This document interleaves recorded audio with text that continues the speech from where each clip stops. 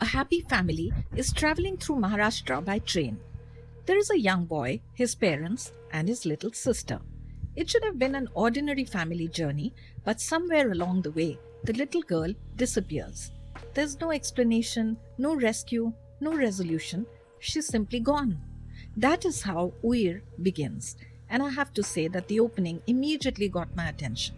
The boy grows up to become Ajeeb Rahman, a young sub-inspector still on probation at a police station in Kannur. He is not introduced as some super cop who walks into a room and immediately knows everything. He's a rookie, still learning on the job, trying to prove himself and carrying that old wound from childhood. There's one particularly nice detail in the way the film connects his past to his present. The sound of a train can trigger panic in him. Then comes his first major case. A woman's decomposed body is discovered inside an abandoned well. Nobody knows who she is. Ajeeb and ASI Joy, played by Baiju Santhosh, begin doing the basic police work. Identifying the body, tracing her background, speaking to people who knew her, and trying to establish how she ended up in that well. Eventually, they identify her as Shobha, played by Shruthi Menon. Shobha was a migrant daily wage worker from Karnataka. The film now becomes a proper investigation. Shobha was living there with her husband Raju and their 2 children. But now she's dead and the husband and children are missing. Suddenly, the dead woman in a well becomes a much bigger question. Where is her husband? Where are the children? Did Shobha kill herself? Was she murdered? And if she was murdered, why? Ajeeb and Joy initially have reason to think this could simply be a suicide. But Ajeeb is not satisfied with leaving the case there. He keeps pulling at loose threads. The police eventually track down Raju, Shobha's estranged husband, in Karnataka. Raju does not simply give them a clean answer.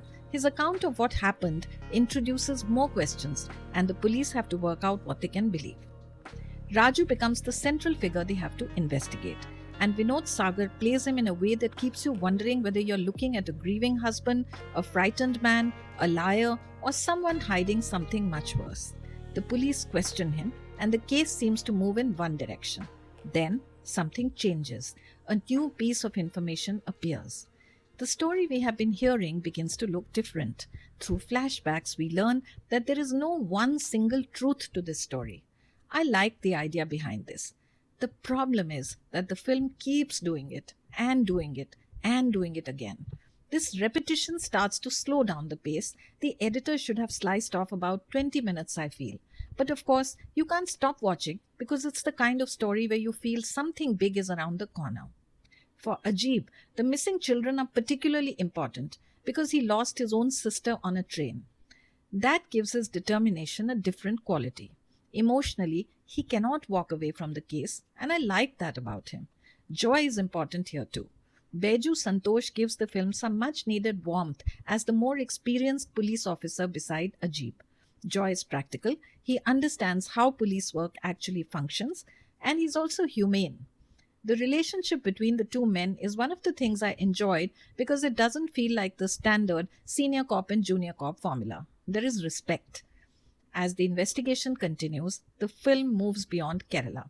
The trail takes the officers towards Karnataka and eventually towards Mumbai. And the further Ajeeb goes, the more the case begins to reveal something larger than Shobha's death.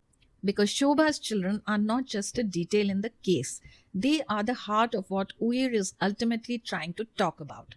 The film is based on real-life incidents, and beneath the murder investigation is the disturbing subject of missing children. Children who disappear and may never be found. Children who can become part of a much larger and uglier system of exploitation and trafficking. And this is where I have mixed feelings about this film. I genuinely like the subject. I like that the movie eventually takes the investigation somewhere emotionally meaningful. But I don't think the screenplay builds that emotional connection as well as it could have. For much of the movie, Shobha's children are almost background figures. We know they exist, we know they are missing, and we know Ajeeb is looking for them. But the film doesn't spend enough time making us know them as individual children.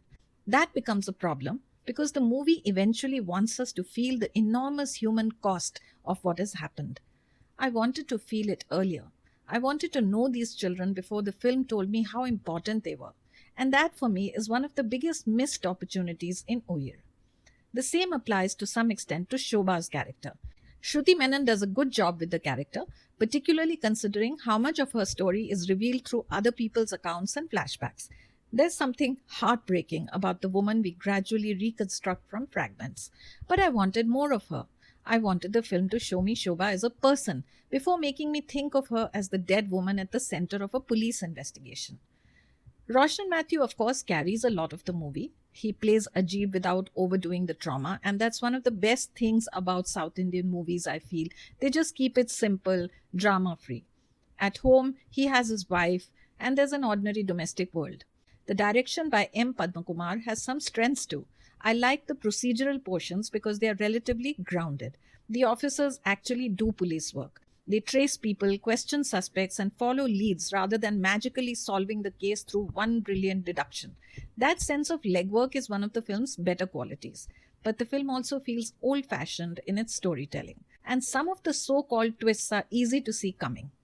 The biggest example is Raju. The film wants his changing versions of events to keep us guessing.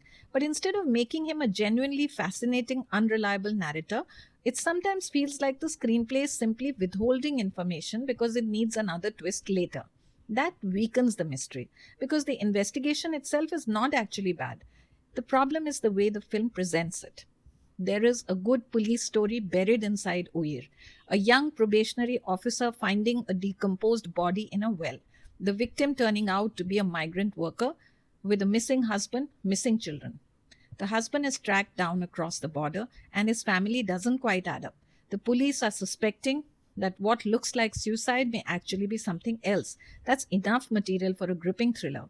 I just feel the film had trusted that story more. Instead, it keeps adding layers and flashbacks until the mystery becomes more complicated than it needs to be. Ajeeb's journey eventually takes him to Mumbai, into the maze of Dharavi, searching for Shobha's missing children. What he finds there and what the film reveals about those children, Shobha, and the larger tragedy behind the case is the part I don't want to spoil. You can watch the movie on Hotstar. If you have seen Uyir, stay with me and tell me, did you also think that the writing was weak and the film was too long for the story it told? What did you think of the flashbacks and the songs? I found some of them unnecessary. The twist came way before the ending, and after that the pace just dropped drastically. A tighter, quieter, more emotionally focused film built around the idea could have been genuinely powerful. Instead, we get a somewhat dated investigative thriller that takes too long to reach the story it really wants to tell. But when it finally gets there, it does have something human to say. And for me, that was enough to make Uyir worth watching. Not a great thriller, not a perfectly constructed mystery, but a film with a good heart.